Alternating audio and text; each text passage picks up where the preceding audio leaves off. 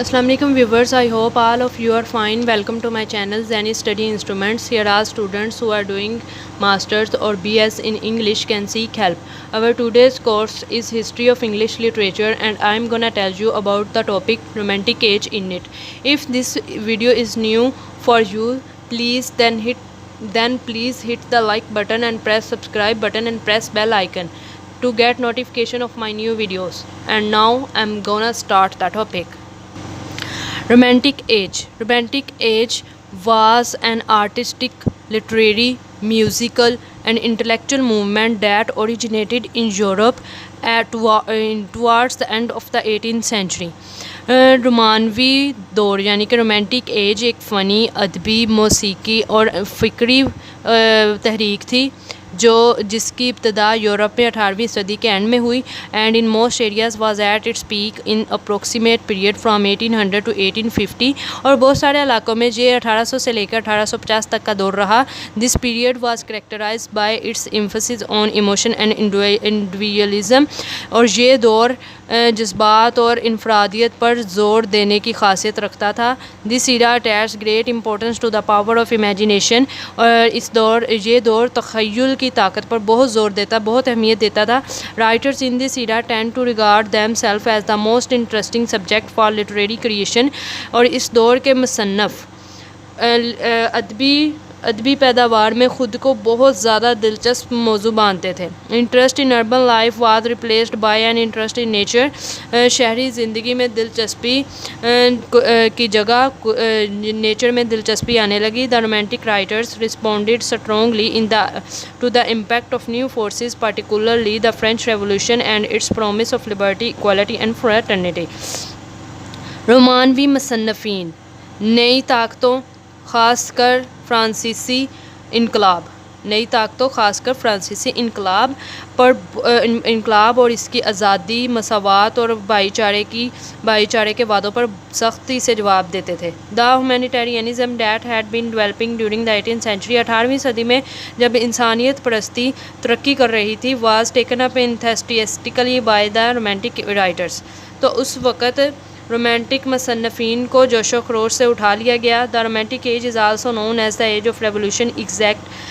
Romantic age यानी कि रोमानवी दौर को इनकलाब का दौर के नाम से भी जाना जाता है. Exactly in this short period 3 revolutions took place और बिल्कुल मुख्तसर से दौर में तीन इनकलाब बर्पा हुए. The American revolution, the French revolution, the industrial revolution. The American revolution. The war broke out in 1775. 1775 में जंग छिड़ गई because the 13 British colonies asked for the greater administrative and economic independence. क्योंकि 13 बरतानवी कॉलोनियों ने अजीम तर इंतज़ामी और माशी आज़ादी की हमायत की. On 4 July the declaration of independence announce the separation of the colonies और 4 जुलाई को आज़ादी के ऐलान ने कॉलोनियों की अलहदगी का ऐलान कर दिया. The first president of the USA was George Washington और USA का पहला वज़ीर-ए-आज़म जॉर्ज वाशिंगटन था. The French revolution. The French revolution broke out in 1789. French revolution 1789 में आया. It was a great revolution. ये अजीम इनकलाब था. In the first part the revolution supported the ideas of liberty, equality and fraternity. पहले हिस्से में इनकलाब ने आज़ादी, मसावात और भाईचारे के ख्याल को सपोर्ट किया. But the revolution became bloody and violent. लेकिन बाद में ये इनकलाब पुरतशद्दुद बन गया. At the end French became powerful and his goal to conquer all Europe. और आखिरकार फ्रेंच ताकतवर बन गया यानी कि फ्रांस ताकतवर हो गया और इसका सबसे बड़ा मकसद यूरोप को फ़तह करना था. The industrial revolution. It took place in second half of 18th century.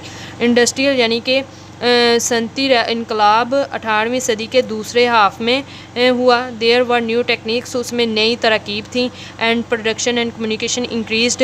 पैदावार और मवासलात के ज़राए को बढ़ाया गया. The way of work change. और काम करने के तरीके को बदल दिया गया. It became systematic. और इसे मुंज़म किया गया. And repetitive. और तकरार से भरपूर किया गया. People move to cities took for a job. लोग मुलाजमत के लिए शहरों की तरफ हरकत करने लगे. The romantic era can be seen as the era of poetry. रोमानवी दौर को शायरी के दौर के तौर पर भी देखा जा सकता है। The romantic period includes the work of 2 generation of poets. रोमानवी यानी कि दौर में शायरों की 2 नस्लों का काम है। The first generation of romantic poets, पहली नस्ल रोमानवी शायरों की पहली नस्ल में इंक्लूडेड शामिल है William Wordsworth 1770 to 1850। The daffodils, इनकी सबसे मशहूर poem the daffodils. S.T. Coleridge 1772 to 1834, the rime of the ancient मैनीज। रॉबर्ट सोथे 1774 to 1843, पोइट भी थे, हिस्टोरियन भी थे, बायोग्राफर भी थे, एसेइस्ट भी थे। और ये तीनों poets were known as the lake poets, यानी कि झील के शायरों के तौर पर जाने जाते थे। Because they live together in the district of great lakes in England, क्योंकि ये इंग्लैंड में अजीम झीलों के ज़िला में रहते थे, सब इकट्ठे रहते थे ये तीनों।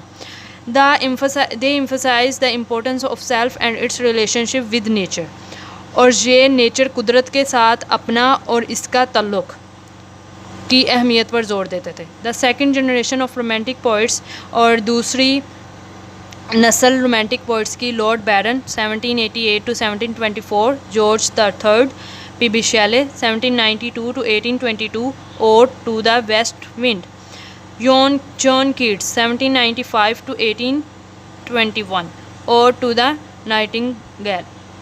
दे आर डेड वेरी यंग, और ये तीनों बहुत ही जवानी में यानी कि बहुत ही कम उम्र में फौत हुए। एंड फार फ्राम होम, और घर से बहुत दूर। दे डिज़ायर अ बेटर वर्ल्ड, इनकी ख्वाहिश थी एक अच्छी दुनिया ऑफ जस्टिस, इंसाफ की, फ्रीडम, आज़ादी की, एंड ब्यूटी, खूबसूरती की।